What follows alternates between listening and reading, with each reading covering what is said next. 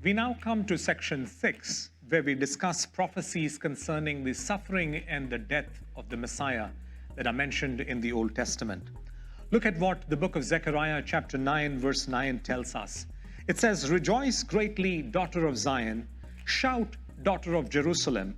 See, your king comes to you, righteous and victorious, lowly and riding on a donkey, on a colt, the foal of a donkey." Now, this is a prophecy concerning the Palm Sunday. This is the Sunday before the Easter Sunday. The week of Jesus' death and resurrection is called as the Passion Week. It begins with the Palm Sunday. And Zechariah speaks about Jesus, who is a king, who would be riding into the city of Jerusalem. The city also is mentioned, riding on a donkey, on a colt, the foal of a donkey. Psalm 118 verse 22 says, "The stone the builders rejected has become the cornerstone." See, even in the Old Testament times, God knew that the Messiah that he is sending onto the earth would be like a stone that would be rejected by the builders. In other words, people would not readily accept Jesus, his message, and the purpose of his coming. They would reject him, but God would make him the cornerstone. Again, told hundreds of years before the coming of the Messiah. Psalm 41 verse 9, "Even my close friend, someone I trusted, one who shared my bread, has turned against me." Now, this is a prophecy concerning Judas Iscariot, the one who betrayed Jesus. The Bible tells us that he was a close friend of Jesus, shared bread with Jesus, but he turned against Jesus and betrayed him.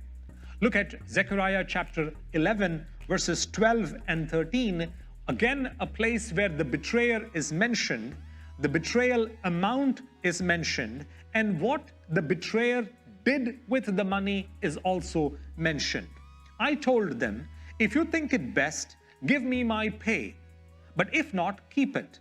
So they paid me 30 pieces of silver. And the Lord said to me, throw it to the potter, the handsome price at which they valued me. So I took the 30 pieces of silver and threw them at the potter, to the potter at the house of the Lord." Look at several things that are mentioned in this passage. First of all, the price that people have given to God, 30 pieces of silver. It's not 29, it's not 31, it's 30 pieces.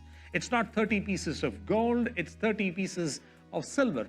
That's exactly the price that Judas was ready to betray Jesus. And therefore, Zechariah says sarcastically, "the handsome price at which they valued me."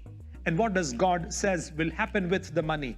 It says that the 30 pieces of silver would be taken and thrown to the potter at the house of the Lord. The money would not be given, it would be thrown.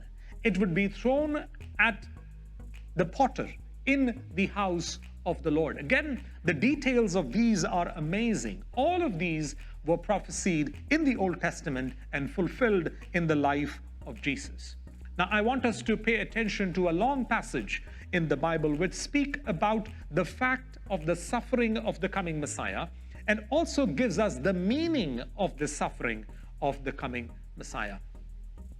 You know, often critical scholars have said that Jesus died and his disciples made stories about the death of Jesus, and they attached meaning to the death of Jesus, and they began to speak about the salvation that was accomplished on the cross and so on. But I want you to see hundreds of years before the birth of Jesus, not just the fact of his suffering is mentioned in Isaiah chapter 53, but also the meaning of his suffering and death is also mentioned, and pay attention to this. It says, "He was despised and rejected by mankind, a man of suffering and familiar with pain. Like one from whom people hide their faces, he was despised, and we held him in low esteem. Surely he took up our pain and bore our suffering. Yet we considered him punished by God, stricken by him, and afflicted. But he was pierced for our transgressions. He was crushed for our iniquities. The punishment that brought us peace was on him, and by his wounds we are healed. We all, like sheep, have gone astray. Each of us have turned to our own way, and the Lord has laid on him the iniquity of us all. He was oppressed and afflicted, yet he did not open his mouth. He was led like a lamb to the slaughter, and as a sheep before its shearers is silent, so he did not open his mouth. By oppression and judgment he was taken away. Yet who of his generation protested? For he was cut off from the land of the living. For the transgression of my people he was punished. He was assigned a grave with the wicked, and with the rich in his death, though he had done no violence, nor was any deceit in his mouth. Yet it was the Lord's will to crush him and to cause him to suffer. And though the Lord makes his life an offering for sin. I will pause there. This is Isaiah chapter 53, verses 3 to 10. Look at how Isaiah, through the Spirit of God, is able to describe what happened at the cross and what preceded the cross. Jesus is spoken of as one who is despised, one who is rejected. He's called a man of suffering. He was held in low esteem. And all of this, what is all of this for? The Bible tells us, the Old Testament tells us that he took our pain, our suffering, our transgressions, our iniquities. What brought us peace was laid upon him. He was oppressed and afflicted, and yet he did not open his mouth. How in the world could Isaiah speak about these things? It looks like Isaiah was standing at the foot of the cross and was looking at Jesus, and he was writing this chapter. This is because he is led and guided and inspired by the Holy Spirit to speak about the coming Messiah, so that when he came and when he underwent these sufferings, and later when he would be preached, people could be pointed to the Old Testament and could be told, look, this is the Messiah that was prophesied in the Old Testament. He came and fulfilled all these prophecies. Look at Isaiah chapter 50, verse 6. I offered my back to those who bet me. This is the Messiah speaking. My cheeks to those who pulled out my beard. I did not hide my face from mocking and spitting. You see the exact details of what happened to Jesus. He offered his back to those who bet him. He offered his cheeks to those who pulled out the hair of his face. He did not hide his face from mocking and spitting. Psalm 22, verses 7 and 8. This is the psalm written by David. He says, all who see me mock me. They hurl insults, shaking their heads. He trusts in the Lord. They say, let the Lord rescue him. Let him deliver him, since he delights in him. Some of these words were spoken by people at the foot of the cross. He puts his trust in God. Let God deliver him. How could David, living almost 1,000 or more years before the birth of Jesus, have spoken things like these? In fact, that chapter begins with a statement that Jesus spoke while he was on the cross. Psalm 22:1, where David cries out in his psalm, my God, why have you forsaken me? The same chapters, chapter 22, Psalms, verses 12 to 18. This, I believe, is a description or what Jesus saw while hanging on the cross. It reads like this: many bulls surround me. Strong bulls of Bashan encircle me. Roaring lions that tear their prey open their mouths wide against me. I am poured out like water, and all my bones are out of joint. My heart has turned to wax. It has melted within me. My mouth is dried up like a potsherd, and my tongue sticks to the roof of my mouth. You lay me in the dust of death. Dogs surround me. A pack of villains encircles me. They pierce my hands and my feet. All my bones are on display. People stare and gloat over me.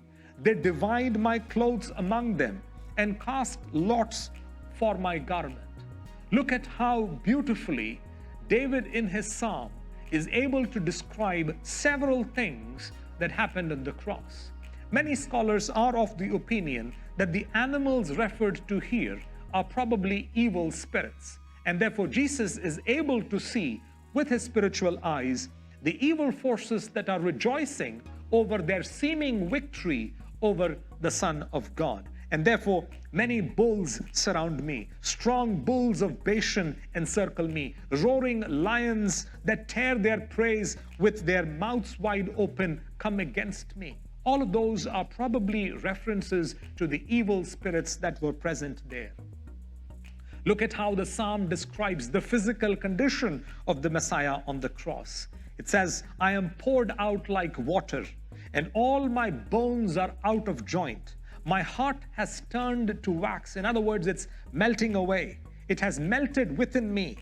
My mouth is dried up like a potsherd. The thirst that Jesus felt when he lost all his bodily fluids going out of his body. He says, my mouth is dried up like a potsherd, and my tongue sticks to the roof of my mouth. Dogs surround me and so on. They pierced my hands and my feet. I think we need to pause there for a moment.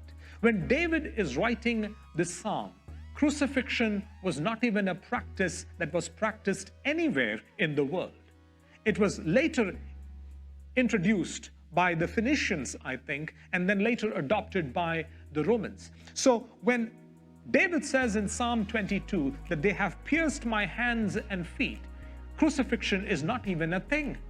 And yet, hundreds of years before the coming of Jesus, the prophecy concerning Jesus, that his hands and feet would be pierced. And look at how it says, they divide my clothes among them and cast lots for my garment. Specific prophecies concerning the suffering and the death of Jesus Christ.